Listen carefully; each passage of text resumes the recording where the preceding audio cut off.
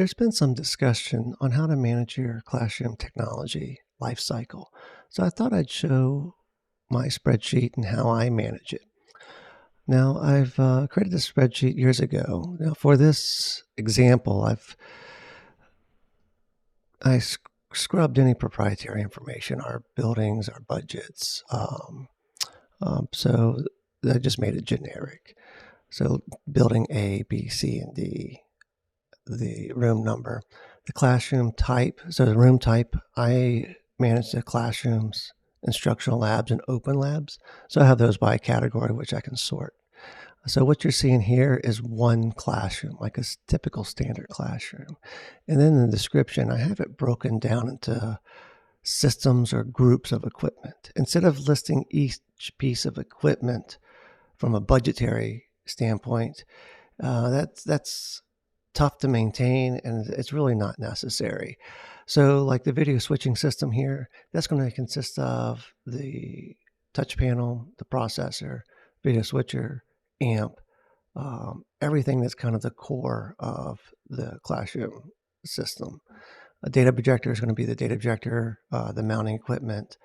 It'll also be if there's a receiver like HG-base-T receiver, NDI receiver, any type of video receiver will be included in the projector, anything that the projector needs to function. The instructor station, that would be the instructor's desk or podium and all the associate gear around that. The document camera is obviously just the digital document camera. Personal computer, so that's the computer that we have. Each of our classrooms have a dedicated computer. Lecture capture system, so that's a system we would either use to record the classroom for archive purposes, or if it's a hybrid room, the system we would use to simulcast the class. And then an attendance system, it's something a homegrown system we've done in-house to allow for students to kind of check into the classroom and check out, and then the faculty members can give appropriate grades based on that. So here we can see this particular classroom. It was purchased in 2022.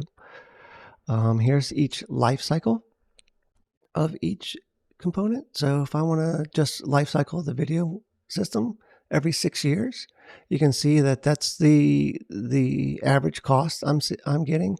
These numbers aren't true. I just updated these numbers for this example. I don't want to share my exact cost, what I'm paying for everything.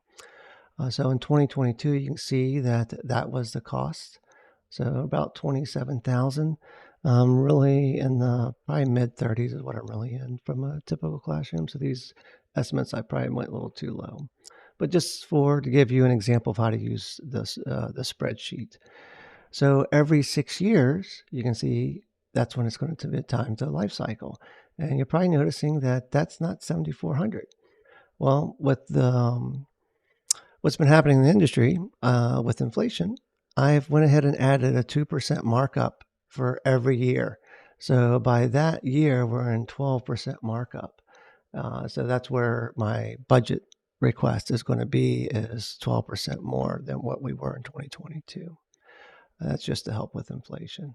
If I see inflation start to level off or go down, I can adjust these forecasts to represent that. But currently, I'm even worried if I'm got enough inflation in with the rate things are going these days. But if I wanted to change this to a 5-year life cycle, just by changing that to a 5, you can see where it offset everything. So that's just one room. I got my whole campus in here from a standpoint. As you can see where I have some open labs. These are just computers out in the general public. And then I have instructional labs. So these have an instruction station, so like a general classroom system, plus a bunch of computers for the students to use. So this is the raw data. When we do an update or we buy new equipment, I will update this so everything matches. But the summary is the best part. So let's switch over to the summary. This kind of lays out, it's a pivot table I've created off of the raw data. And this kind of lays out the forecast for every year.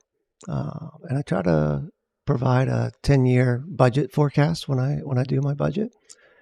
So here, if I can tell you what the classrooms are going to cost per year, instructional labs and open labs.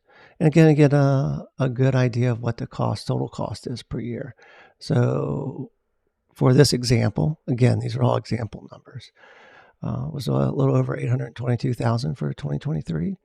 You see, next year, 2024 is a little lower, and then 2025 we get a little bump there.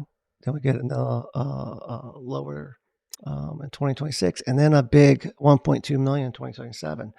So one of the things I could do is I can go back down to the raw data and try to move some life cycle years around if this is too high, and try to maybe see if there's stuff I can life cycle early to offset this budget a little.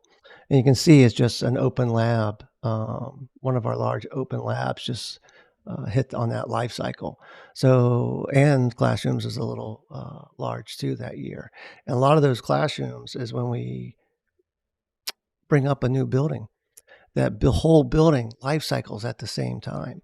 So there'll be times where I just don't have like that. For example, I might not have 1.2 million in the budget. I might not get that. So then I could try to push some things around to try to level the years off. And now I'm seeing this forecast 3 to 4 years ahead of time, so I have time to make adjustments. That's what I really like about this spreadsheet is I can see the forecast. I can quickly provide this number when asked, and I can get really granular on, well, why does this cost so much? So I have it by building, by room number. So we can really see what our large expense is, and go in from there, really understand, okay, and this year, building S, room 2200, that was one of the big expenses for year 2027. So I hope you found this informative. I'll have a link where you could download this example spreadsheet in the description. If you have any questions, please just comment below, and I'll put in my Twitter handle too if you want to reach me on Twitter. But thanks for watching.